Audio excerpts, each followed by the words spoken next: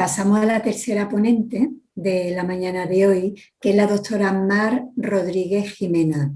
Es médica especialista en medicina familiar y comunitaria, es homeópata y es presidenta de la Sociedad Hahnemanniana Matritense. Supongo que el llevar la rienda de esta sociedad hahnemanniana tan importante para nuestra historia habrá configurado en ti una forma especial, ¿verdad?, de seguir adelante. Por eso nos gustaría que nos hablaras sobre qué ha representado y qué representa la sociedad hahnemanniana matritense en la historia en cuanto a difusión y formación de la homeopatía. Adelante. Buenos días, muchísimas gracias. Espero que se me escuche bien porque tengo una conexión un poquito lenta. ¿Me escucháis bien? ¿Sí? Regular. Bueno, intentaré hablar despacio. Lola, voy a poner el contador en marcha, me lo has sugerido para no pasarme y para intentar ser lo más concreta posible. Bueno, fíjate, María Luisa, que me has dado pie para empezar la intervención comentando que sí, que cuando me lo he tenido que preparar más profundamente es cuando me he dado cuenta de todo el recorrido histórico que tiene la sociedad a la que pertenezco, ¿no? En primer lugar, quería hacer un poco de mi genealogía homeopática haciendo varios agradecimientos. Bueno, en primer lugar, Antonio Marqués, presidente de la Federación Española de Médicos Homeópatas, que, como ha señalado Lola, ha sido muy importante a la hora de impulsar, junto con el actual presidente Alberto Sacristán, la Asociación Nacional de Homeopatía. Creo que es interesante que hagamos genealogía en positivo de todo aquello que nos va uniendo en la lucha que tenemos importante y a largo plazo para la defensa de la homeopatía, como habéis dicho ya otras compañeras. También quiero agradecer, porque he bebido de esas fuentes, claro, a Inmaculada González Carvajal García, que es la gran experta en historia de la homeopatía, presidenta de la Academia Homeopática de Asturias, que ha participado también en las mesas que ha organizado la asociación. No he tenido la suerte de poder disfrutar de ella, pero bueno, como la leo y la conozco, pues he bebido de esas fuentes a la hora de presentaros qué fue la Sociedad Hahnemanniana Matritense. Y también agradecer a Julián Martín Oliver, que en el año 2015 defendió su tesis sobre el Instituto Homeopático y Hospital de San José de Madrid y la medicina homeopática en el último tercio del siglo XIX. Lo digo porque si hay personas que quieren bichear en la red, pues pueden ir buscando de dónde yo he bebido, ¿vale? Y también agradecer a José Luis Jiménez Sales, que nos ha animado a todo el mundo, a que nos ha pinchado para que participáramos en las jornadas, en estas vorágines que vivimos, no sé el resto de gente, yo la vivo, y en este momento tan complicado en el que ejercer la medicina y la medicina homeopática realmente es un reto maravilloso, ¿no? Yo la verdad es que cuando he podido profundizar en qué ha sido la Sociedad Hahnemanniana Matritense y veo un poco lo que es ahora, pues he pensado, bueno, hay que resistir, yo tengo una teoría, tenemos que resistir como las esporas. Las esporas sabéis que se quedan acantonadas y aprovechan unas buenas condiciones de temperatura y humedad para reproducirse y brotar. Bueno, pues yo siento que con el legado histórico de la Hahnemanniana y cómo estamos ahora, estamos un poco en plan espora, pero eso no quiere decir, las esporas sobreviven muchísimo tiempo, ¿eh? O sea que ese símil me lo atribuyo para bueno, no caerme con el peso de la Hahnemanniana.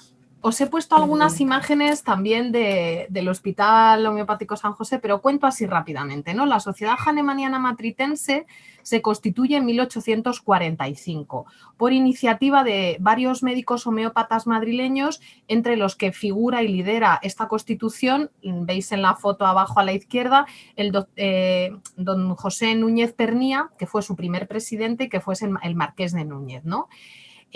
Bueno, se autoriza el funcionamiento por todas las reales órdenes, como es ahora prescriptivo también cuando pasamos por el Ministerio del Interior a registrar nuestras asociaciones y, bueno, pues establece una parte muy importante del objeto social es la propagación y defensa de la homeopatía. Y fijaos que dice, e instruir a cuantos de buena fe la quieran aprender y practicar. Y ahí retomo muy bien con Lola, con la doctora Tremiño, ¿no? Que nos comenta un poco la importancia de la formación y voy a contar también un poco cómo fue muy importante en Madrid la Sociedad Hahnemanniana Matritense en la formación. Impulsa diversas revistas, el Boletín Oficial de la Sociedad Hahnemanniana Matritense del año 46 al 51, estoy hablando de 1800, Anales de Medicina Homeopática de 1851 al 57, Criterio Médico del 1860 a 1890 y, muy importante, participa en el impulso de la creación del Instituto Homeopático y Hospital de San José. Pensad que en aquella época ya había institutos y hospitales homeopáticos en Europa, en Madrid no había ninguno, y elevan esta opción a las autoridades competentes, que finalmente desoyen todas las necesidades que se estaba planteando desde la hahnemanniana, y lo que hacen es, bueno, pues finalmente la hahnemanniana se organiza, liderada, insisto, por José Núñez Pernía, para impulsar la creación del Instituto Homeopático, que luego os contaré. Bien, me parece importante también resaltar que hay un parón en la Sociedad Hahnemanniana Matritense, ¿de acuerdo? Vive unos años de gloria, se incorpora y se funde con el Instituto Homeopático San José, tenéis ahí las imágenes, la de arriba es el instituto ya arreglado y la de abajo es el instituto sin arreglar, ¿vale? El Instituto Homeopático San José, como os comentaré después, es creado en 1878 y es impulsor de muchísima de la formación que se desarrolla en ese Madrid de finales del siglo XIX, ¿vale? Fijaos que la hahnemanniana vive su momento de gloria. En el año 1929 participa en el Congreso Internacional de Homeopatía. Entre el 26 y el 36 potencia muchísimo las actividades de la institución, reconstruye el consultorio homeopático. Tenéis en la imagen superior izquierda Instituto Homeopático y Hospital de San José, todas las consultas que se pasaban con un volumen grandísimo, ahora os lo comentaré, e impulsan la modernización del edificio. Durante la Guerra Civil el edificio es desalojado, utilizado como hospital de sangre y para preparar comidas para los vecinos de Madrid, entra en un deterioro y, bueno, pues 1980 finalmente se cierra una de las partes del Hospitalillo de San José porque amenaza ruina.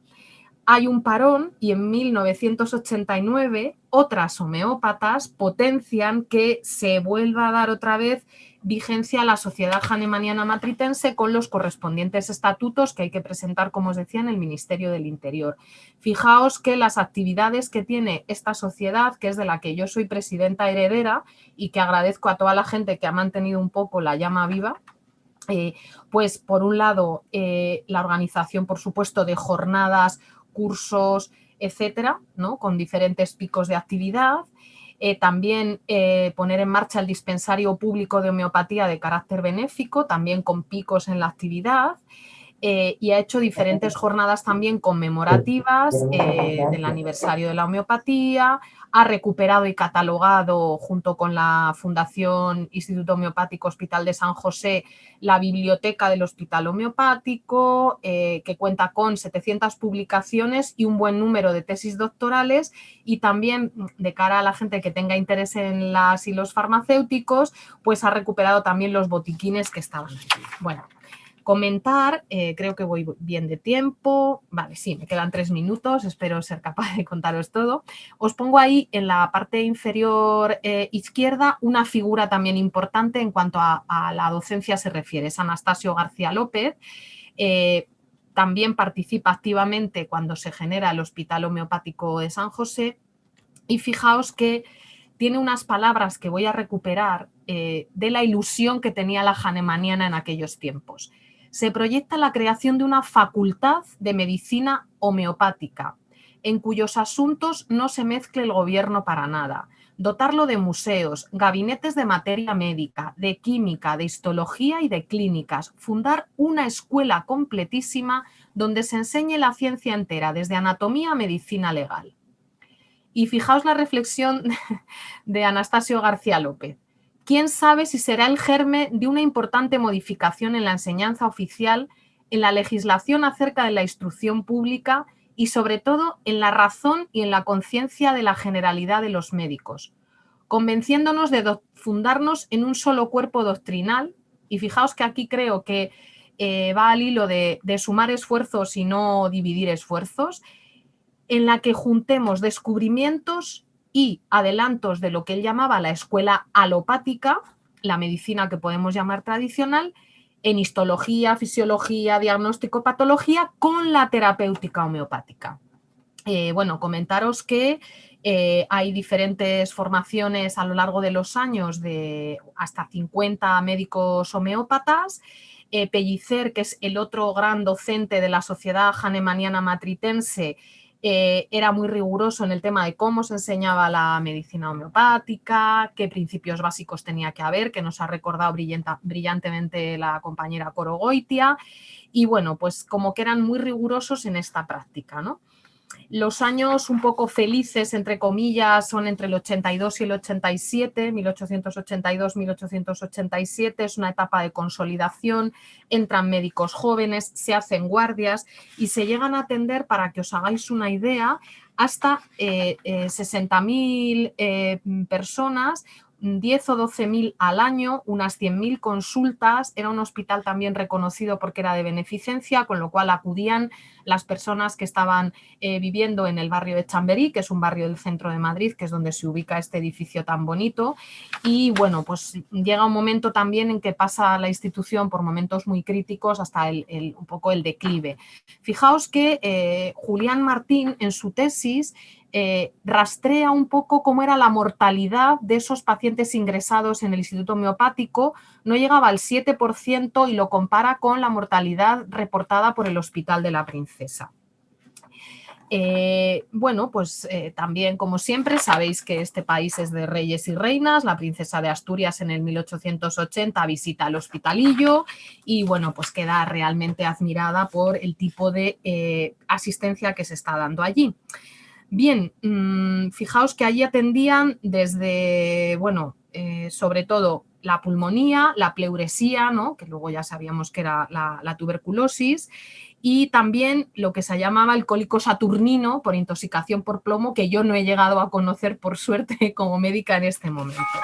Bien, nos encontramos también con que ahora la situación de la Sociedad Hahnemanniana Matritense es más modesta. Seguimos haciendo formación, seguimos también haciendo sesiones clínicas una vez al mes, y alguna vez compartimos casos a través de diferentes chats, como ahora ya las nuevas tecnologías se han un poco impuesto. Y bueno, pues decir que el legado histórico me parece importante recuperarlo, sobre todo para hacer genealogía homeopática. Os voy a poner también algunas de las imágenes que he podido recuperar. Pues fijaos los botes con los globulitos, cómo se atendía uno de los en las salas centrales. No sé si, hago un inciso, alguien vio la serie Velvet. Yo no tengo mucho tiempo para ver la televisión, pero una serie que fue muy conocida, se rodó dentro del Instituto Homeopático, en las salas grandes de estos grandes hospitales de corriente higienista, donde lo importante era que entrara el sol, que los y las pacientes pudieran estar tranquilos, y había un pequeño huerto detrás donde se cultivaba para poder ofrecer fruta y verdura, que en aquella época, imaginaos que en Madrid era muy escasa. Bien, se ha visitado y se ha visitado hasta hace 3 años, se visitaba como es parte del patrimonio artístico de Madrid, el patrimonio bien de interés cultural. Se rehabilitó, de hecho, por parte de la Comunidad de Madrid mientras gobernaba Esperanza Aguirre. Ahí veis una de las imágenes internas del edificio anexo, diferentes cursos que se han hecho, lo que os comentaba abajo, la parte interior del Instituto Homeopático San José. Bueno, pues todas las cosas que están en el Museo de Farmacia. Y bueno, pues nada, simplemente comentaros que ojalá pudierais visitarlo, pero ahora mismo no es posible. Y bueno, Natalia Benítez también sabe mucho de la historia. Ahora estamos en mitad de un contencioso administrativo. Digo estamos porque me siento en tanto cuanto presidenta, aunque ya la Hahnemanniana, respecto a la Fundación Hospital San José, no tenemos ya ninguna colaboración más allá de la cortesía, cuando fue quien realmente impulsó el tema de la construcción del hospital. Y bueno, pues estamos ahora en este periodo de impasse, en el que posiblemente el propio edificio se pierda para la homeopatía, porque bueno, con todo el tema de todas las herencias y todos los herederos y herederas que han ido saliendo debajo de las piedras, pensad que es un edificio en el centro de Madrid, un edificio precioso con un montón de terreno y que, bueno, pues tiene un valor económico importantísimo.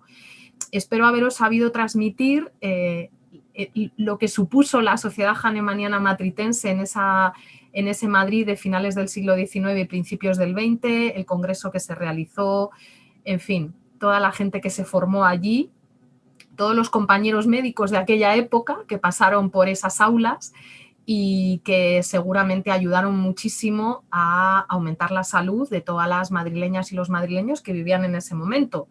Yo, como anécdota, mi pareja, su abuela vivía al lado, lo llamaban el hospitalillo de los anises porque decían que eran anisitos, los globulitos, ¿no? Y tenía muchísimo prestigio en el barrio, donde no había ningún tipo de asistencia, como entendéis, para la gente más humilde, y muchas madres pasaron por allá con sus hijos e hijas con enfermedades agudas, fueron curadas por la homeopatía, no mejoradas, curadas por la homeopatía en un momento en que las enfermedades infecciosas tenían una tasa de mortalidad altísima. Y bueno, no me quiero entretener, gracias por vuestra atención. Espero que se me haya escuchado bien y bueno, que para mí es un gusto ser la presidenta ahora, pero una gran responsabilidad viendo todo el bagaje histórico que tenía la Sociedad Hahnemanniana Matritense detrás, ¿no? Maravilloso por otra parte. Así que muchas gracias. Muchísimas gracias, Mar. Hay que conocer nuestra historia, ¿verdad? Para seguir adelante. Si no, no somos nada. Bueno, pues paso a invitar a la cuarta ponente, que es la doctora Natalia Benítez Sánchez Gil, médica homeópata, médica de urgencias, psicoterapéutica, miembro de la Sociedad Hahnemanniana Matritense en Ciudad Real. Tampoco nos conocemos, pero tenemos en común, aparte de la formación, pues haber estudiado en Sevilla. He visto que has estudiado en Sevilla y trabajas en urgencias. Pues adelante, Natalia. Bueno, pues gracias por haberme invitado y la verdad que enhorabuena por esta iniciativa y por esta jornada. Yo creo que es tan necesario, ¿no?, que empecemos a difundir esto que amamos tanto, ¿no?, y las posibilidades que tiene este regalo de la humanidad, como decía el doctor Godoy, ¿no? Bueno, pues yo mi intervención, el motivo es fundamentalmente de lo que voy a hablar, es por una frase que yo creo que os habrá pasado a todos, que a mí me cuentan los pacientes, que me cuentan familiares. Cuando alguien recomienda la homeopatía, porque fulanito tiene tal enfermedad o tiene tal otra, y algún paciente tuyo de estos fieles o un familiar tuyo le dice, oye, acuérdate de la homeopatía, la homeopatía está muy bien, ve a un homeópata. Y entonces la persona dice, oye, que esto es serio, que esto es serio. Esa forma que tienen de decir, a ver, es que la homeopatía es como de segunda línea, es que la homeopatía, eso, bueno, y ahora últimamente con esta evolución que tenemos en la sociedad, donde nadie busca una información real, sino que solo existe lo que está en Internet, y resulta que en Google buscas en la Wikipedia y dice que la homeopatía es una chorrada, pues entonces resulta que estamos perdiendo completamente esa capacidad de ser seres pensantes libres. Estamos metidos en el pensamiento único y no hay quien se salga de ahí. Entonces es muy triste, ¿no?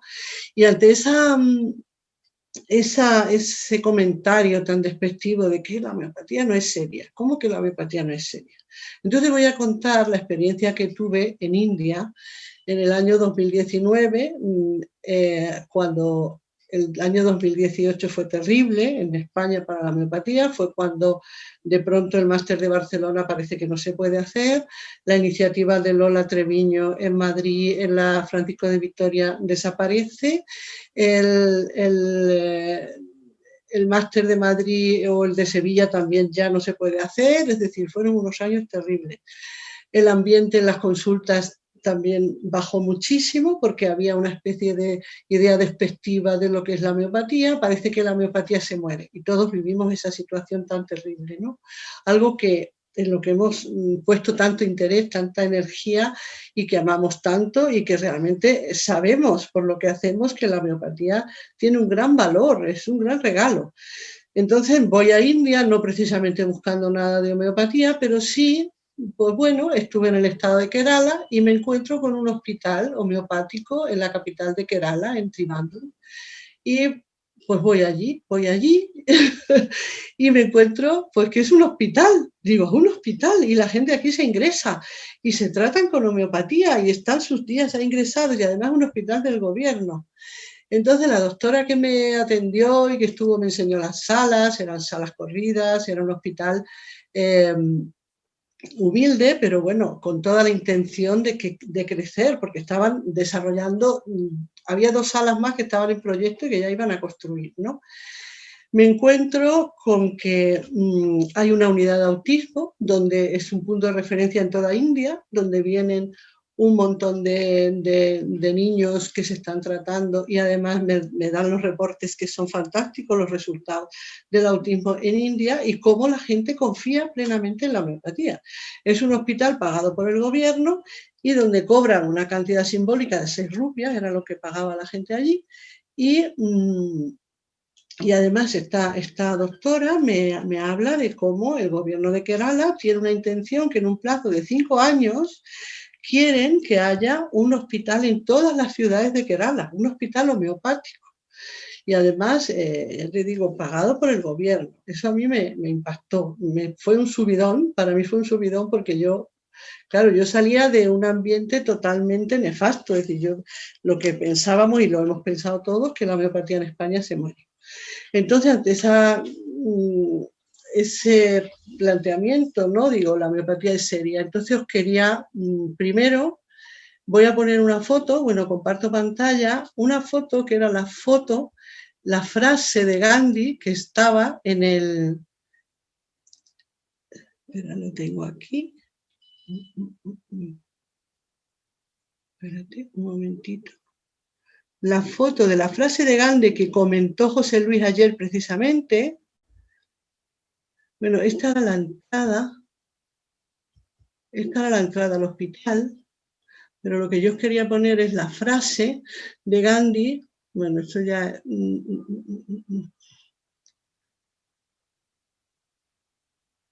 Espera, esta era la entrada al hospital. Pero bueno, la frase que la comentó José Luis ayer de Gandhi, yo creía que la tenía aquí, pero ahora no la encuentro, era la famosa frase de Gandhi, estaba en la entrada del hospital, donde dice, la homeopatía es el más reciente, es la terapéutica más suave, más económica que podamos tratar a enfermos de la forma menos violenta y que el gobierno de India debe promocionar y debe alentar. Y abajo pone Gandhi, el padre de la patria, ¿no? Después, buscando, como ya me di cuenta, luego volví a Kerala en otra ocasión y ya pude visitar otro hospital que tenían en construcción. Pudimos asistir en Kerala a reuniones de doctores multitudinarias. Yo allí daba las gracias porque digo, madre mía, si en España estamos 4 gatos, ¿y cómo es que aquí hay tanta gente que hace homeopatía? Este es un hospital en la ciudad de Pune, que es un hospital completamente moderno. Quería buscar una documentación de cómo funcionan los hospitales en India, porque claro, los hospitales del gobierno son más humildes, pero este es un hospital privado de 100 camas. Vale, este es un hospital de 100 camas en Pune. Aquí han estado unos compañeros nuestros el año pasado, pero me parece muy interesante utilizar internet y que muchos de vosotros lo conoceréis. Yo creo que es importante que se sepa el ambiente que tiene la homeopatía en India, cómo está patrocinado por el gobierno, cómo veis que tiene las características de un hospital moderno. Es muy interesante en este vídeo los testimonios de los pacientes. Esta mujer nos está contando cómo ella padecía un cáncer de mama con metástasis extendidas en todo el cuerpo. Cómo estuvo ingresada 80 días en el hospital. En 80 días, claro, su vida fue completamente transformada. La familia estaba sorprendida cómo el cáncer no es el final, sino es solamente un paso.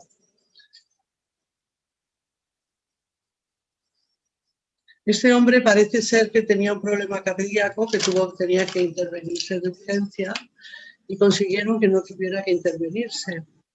Como en este vídeo hay varios testimonios muy interesantes. El doctor Nikad está muy bien considerado, en toda India le llaman el buen doctor. ¿No ves? Esto es muy interesante. Atienden casos críticos, casos de emergencia. Tratan patologías de todo tipo. Es muy importante, ¿no ves? La homeopatía tiene un inmenso poder, dice el doctor Nikad. Eso es lo que tenemos que transmitir. Lo he resumido para que veáis un poco como cualquier hospital occidental, ¿no? Otro caso que cuenta de cómo a partir de un accidente tuvo un problema de cadera, tenía que hacerle una prótesis que no llegaba a funcionar debido a enfermedades crónicas, diabetes, etcétera, y como después de estar ingresado ahí no tuvieron ni que ponerle la prótesis, sino que todo salió adelante y pudo andar sin andador. El equipo de diagnóstico es como cualquier hospital occidental. La dedicación del doctor Nikad es exclusiva a la homeopatía. Lleva 40 años de experiencia, tiene un gran equipo de investigación y un equipo de estudio. Hay muchos estudiantes con él. Ante la pregunta de la homeopatía es seria, es lo que quiero transmitir. Y además me parece que si consiguiéramos poder formar, porque claro, el drama que yo veo de nuestra generación en homeopatía es que parece que la homeopatía se muere con nosotros, porque hay poco interés, porque los alumnos parece que cada vez que se oferta una formación no hay mucha gente interesada. Yo creo que nuestra generación, si consiguiéramos formar a 10 o 15 personas, pero que pudieran tener la posibilidad de viajar a estos países donde la homeopatía está tan altamente cualificada, donde la formación es tan buena, y si pudiéramos hacer algún concierto con ya sea con el hospital de Pune, con los hospitales de Kerala. Yo me quedé a punto de hablar con el representante del gobierno, que era el encargado en Kerala del hospital primero donde estuve, ¿no? Pero justo me citó cuando tenía que coger el vuelo de vuelta. Pero me parece que sería algo que deberíamos de trabajar entre todos, ¿no? De poder formar gente que pudiera ir a India a hacer prácticas, porque creo que la gran laguna que hemos tenido los homeópatas españoles es que no hemos tenido prácticas. Y bueno, eso es lo que quería comunicar. Y bueno, y nada más. Y muchas gracias a todos por escucharme. Muchísimas gracias a ti, Natalia, por compartir tu experiencia en India, que ha sido tan interesante. Bueno, pues el siguiente ponente es el doctor Marc Lluís Clapers Vidal. Es médico por la Universidad de Barcelona, especialidad en pediatría general, máster de homeopatía por la Asociación de Médicos Homeópatas de Barcelona, miembro del Departamento de Clínica de la Asociación de Médicos Homeópatas de Barcelona, organizador del máster online de homeopatía de dicha asociación, coordinador nacional por España del proyecto Clificol COVID de la Escuela Catalana Homeopática y la Liga de Médicos Homeópatas Internacional de Barcelona. Bueno, a pesar de su juventud, de tu juventud, Marc, tu currículum denota una gran entrega al campo de la homeopatía y resalto la necesidad que tenemos de ese relevo generacional, que en las anteriores jornadas siempre ha salido a relucir. Y bueno, en ello vemos tu gran empuje. Y nos gustaría que hablara de tu experiencia de la nueva formación digital de la enseñanza de la homeopatía y que nos explicara el proyecto Clificol 2020. Adelante. Hola a todos, gracias por dejarme participar aquí con vosotros. De entrada, pues eso, voy a hablar un poco de la formación que estamos haciendo en la Academia Médico Homeopática de Barcelona y también de esto del programa Clífico, ¿no? Del proyecto. Bueno, como bien decías, la verdad es que mi recorrido es muy corto y eso quería decirlo de entrada. Hace escasamente 4 años que estoy dedicándome como médico homeópata y he tenido la suerte de que puedo hacerlo de forma exclusiva. Eh, Así que me queda un recorrido por delante. Únicamente corregirte de que o sea, estoy en la parte de organización a nivel técnico del programa e-learning, ¿no? De este máster online que estamos haciendo, pero el director docente es Joan Mora, que yo me encargo más del tema, pues esto, de cómo interactuar con el alumno y de cómo van los cursos. Pero la coordinación a nivel docente y de materia, pues obviamente yo no la hago. Deciros más que nada que, bueno, un poco para que me conozcáis, pues la verdad es que llevo poco tiempo, ¿no? Pero que sí que he tenido algunas ventajas y de entrada, pues mi herencia familiar sería la principal. Seguramente conozcáis a mi padre, el doctor José María Clapés, que lleva pues, más de 30 años trabajando como homeópata y seguramente ha sido involuntariamente pues, el motor, ¿no? De que yo terminara haciendo homeopatía, juntamente con mi madre también, que fue enfermera y comadrona, y con los tres pues siempre hemos hablado, ¿no? De salud, de enfermedad, de homeopatía, y seguramente estas conversaciones casuales, ¿no? Han sido los que día a día pues ha hecho que la homeopatía forme parte de mi vida y ahora pues dedicándome a esto. Como bien has dicho, pues me he formado en la Academia de Barcelona y también en Bélgica, en el CDH.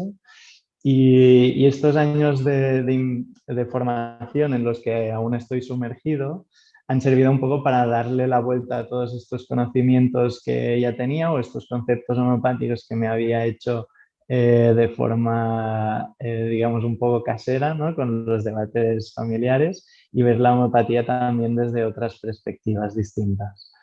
Yo creo que, bueno, que ha sido y es gratificante aprender de todos, ¿no? Y que creo que es una cosa que debemos conservar y seguir desarrollando. Y nada, un poco ante todo, pues deciros, ¿no? Que a mi parecer, como ya ibais diciendo en las diferentes ponencias o speech, que sí que se ha visto, ¿no? En los últimos 5 o 10 años que hemos tenido un cierto declive, ¿no? De alumnos y sobre todo yo pienso que más importante de practicantes, ¿no? La verdad es que la media de edad de nuestros socios de la Academia de Barcelona es bastante alta, yo diría que es más de 60 años. Y la sensación es que se han dado muchos títulos de máster, como bien se decía antes, ¿no? También desde otras facultades, pero que gente que ejerza como homeópata yo creo que es escasa, ¿no? Después de haber obtenido estos títulos.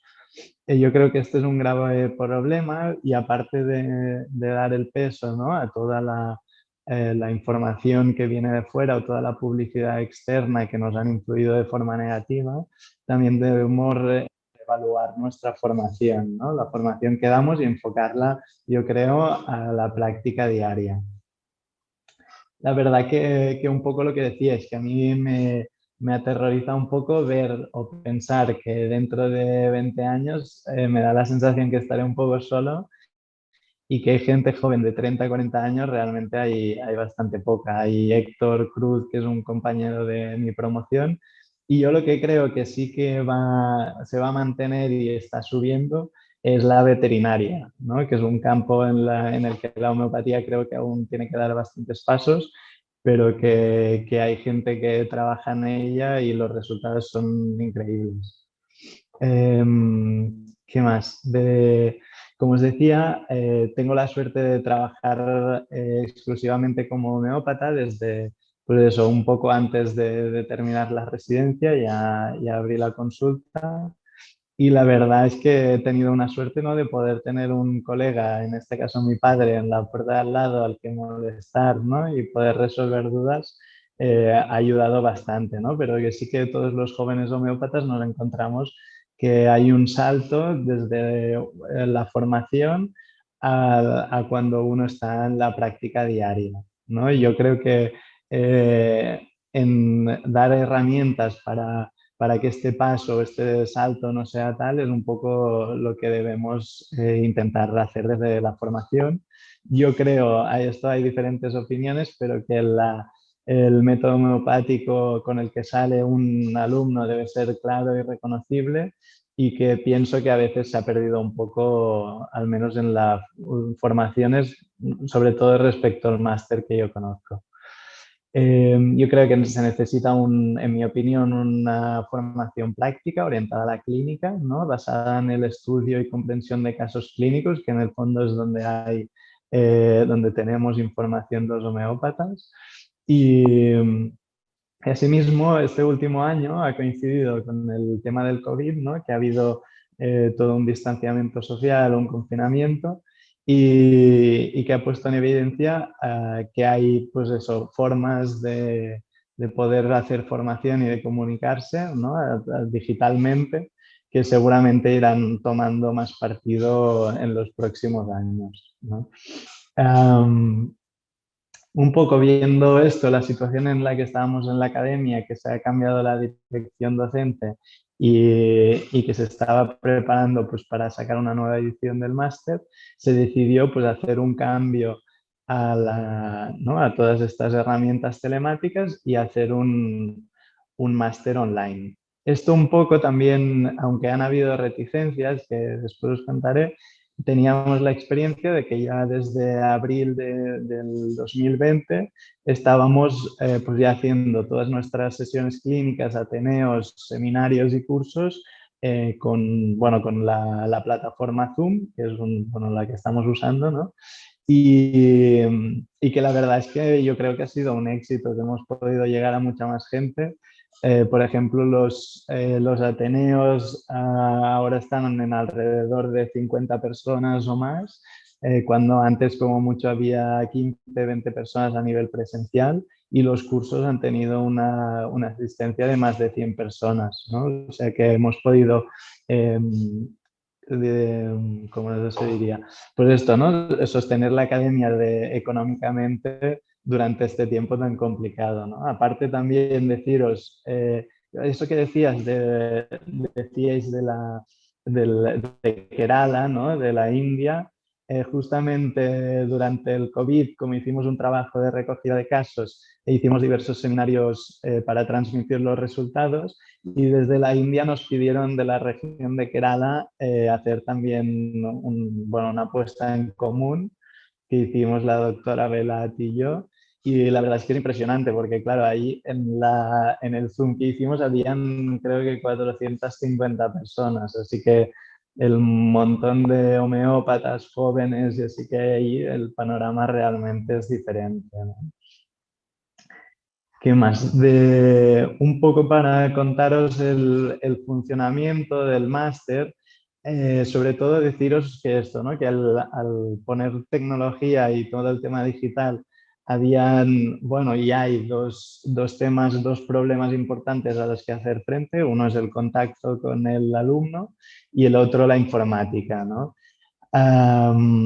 La informática, pues lo que hemos definido al final es que unos profesores únicamente hagan contenido y otros interactúen con el alumno, porque no todo el mundo puede usar la tecnología igual por los propios conocimientos. Y después lo que sí, para el contacto es muy importante el feedback, ¿no? Que esto hablaremos un poco más adelante.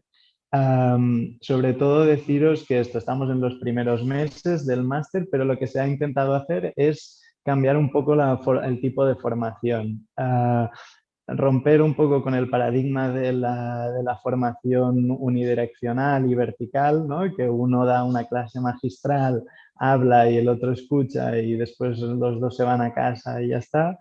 Y hacer una docencia más horizontal, ¿no? Esto todo con el plan Boloña y todos los cambios universitarios ya tienden a este tipo de formación, que haya más debate, que sea una participación activa, ¿no? Y que el alumno en definitiva se implique más en su propia enseñanza y aprendizaje.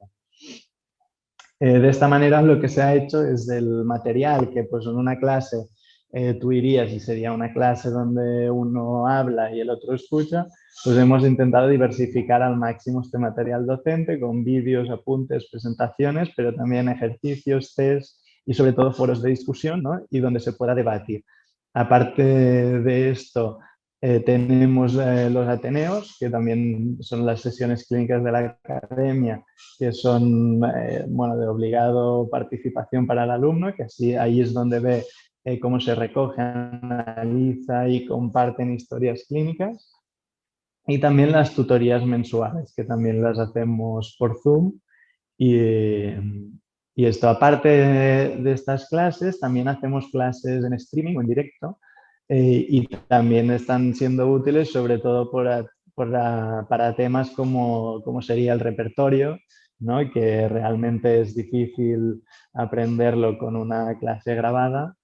Y bueno, y también hemos instalado el repertorio informatizado, que hasta ahora no se había hecho dentro del máster y que yo creo que es un salto cualitativo en el sentido de lo mismo, ¿no? De hacer que la formación sea lo más cercana a la práctica, ¿no?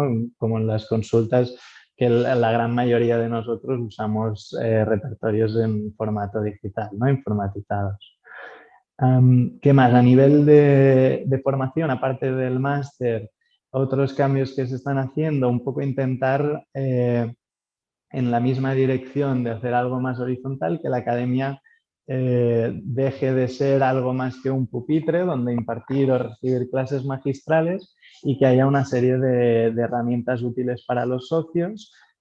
Ahora va a salir dentro de poco la nueva web, donde vamos a intentar que haya un foro virtual para seguir los debates de los ateneos, una biblioteca digital, una base de datos de casos clínicos publicados y también una revista digital.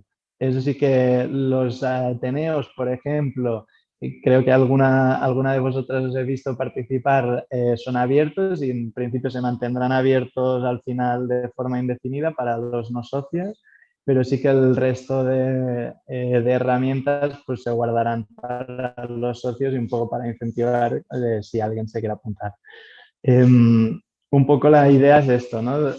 Crear pues, debate, discusión, generar conocimiento, apoyar la investigación y también dar herramientas, ¿no? Como la prescripción con la biblioteca y la base de casos, el banco de casos y un poco la idea de crear escuela, ¿no? Yo creo que personalmente que en el futuro de la homeopatía pasa por hacer un cambio en la formación, en la docencia y pasar un poco de esa medicina basada en la eminencia, ¿no? Como dice Robin van Hasselen, que uno basa pues, lo que sabe en lo que dicen los maestros y los gurús y basarlo en el trabajo colectivo, ¿no? La medicina basada en la evidencia, en nuestro caso a través de los casos clínicos. Un poco para daros dos pinceladas sobre el proyecto Clificol que me habíais pedido. Bueno, que sepáis, ¿no? Que al inicio de la pandemia se hicieron diferentes proyectos para recoger casos clínicos de COVID tratados con homeopatía y poder así pues, tener más conocimiento y poder impulsar pues, divulgación, ¿no? Y lo mismo que hacemos en nuestras consultas, que se viera reflejado y poderlo compartir. Desde la academia hicimos una recogida que pronto se publicará en Homeopathy y aparte desde el ECH y de la Liga se propuso diferentes proyectos. Por un lado se adaptó la base de datos, la base de casos clínicos Clificol del ECH que ya existía, pero se ha adaptado a la patología COVID y se ha implementado un formulario online que es muy sencillo para recoger casos de forma estructurada. Y este proyecto está coordinado por Carlos Rezzani, entre otros, pero que él, digásemos que es como la figura que está arriba del todo. Y un poco el objetivo es recopilar datos básicos y los casos sí que están bastante simplificados, pero eso lo que permite es el manejo de grandes cantidades de información. Tenemos ya recopilados más de 1000 casos, creo que ayer eran 1004, y el objetivo sería llegar al número simbólico de 2020. Y después sí que se han ido haciendo desde la Liga, digamos, como newsletter, ¿no? Como noticias, viendo un poco cómo está funcionando estos casos, los remedios que se están usando y qué remedios están funcionando mejor. Hasta también hay otros proyectos paralelos, sobre todo dirigidos por Lek Rutten, que intentan, pues eso, también ver, dependiendo de los síntomas que tenemos con la epidemia que ha habido, qué medicamentos se pueden usar. Hacer un pequeño repertorio COVID sería, ¿no? Paralelamente, también yo creo que es interesante comentar que sea un poco más a partir de la Liga, pero también en consonancia todo el mundo está compartiendo. Se ha puesto en marcha otro proyecto que es de recogida de casos clínicos COVID con un formulario al estilo del Home Case Care, perdón, de Robert Van Hasselen. Y esto lo que es él mismo quien coordina el proyecto, y un poco la finalidad de esto es recolectar casos clínicos, estos sí, de más calidad, muy detallados y estandarizados, ¿no? Y que puedan ser reportados, ¿no? De forma rigurosa y seria, y que sean válidos, pues, a los ojos del resto de la comunidad. Un poco también hemos quedado bien, pues, estar y estructurar cómo compartirlos para que sean digamos, el máximo de educativos, ¿no? De didácticos. Un poco, yo creo que los dos proyectos estos grandes son complementarios y que quieren ser un reflejo de lo que hacemos cada día, que es ver que tratamos con homeopatía casos de COVID y que curamos casos y que van muy bien en la mayoría de los pacientes, y que es una herramienta a tener en cuenta. Y nada, os invito a participar, y si podéis también visualizar el webinar del día 15 de abril de la semana que viene a las 6 de la tarde, donde haremos en español, pues esto, una apuesta en común para incentivar que más gente participe.